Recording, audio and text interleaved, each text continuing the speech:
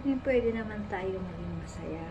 Kaso nga lang, ayaw mo umalis sa ganyang sitwasyon, ayaw mo umalis sa ganyang sakit. Ano ibig ko sabihin? Ibig ko sabihin is kung ikaw yung taong nahihirapan ngayon sa sitwasyon na meron ka, sa trabaho man, sa pera man, sa love life man, kailangan mong umalis sa ganyang sitwasyon. Kailangan mong umalis sa ganyang comfort zone para babaguhin mo yung takbo ng buhay mo.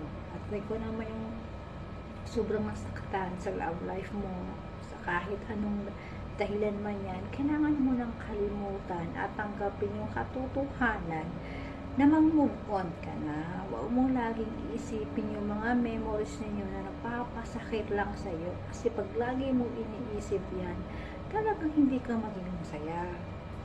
Kasi yan ang nagpipigil sa'yo para hindi ka maging masaya. Yung mga negative na pumapasok sa isip mo at nakakaramdam ka ng lungkot at hindi maging masaya.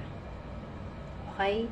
Lahat tayo pwedeng maging masaya. Gaano man kakomplikado yung buhay mo, maging positibo ka man, sabayan mo ng dasal at maging matatag ka sa hamon ng buhay kasi ganyan talaga ang buhay. Lahat tayo nasasaktan, nahihirapan, pero pag gustuhin mo maging masaya, magagawa at magagawa mo yan. Okay?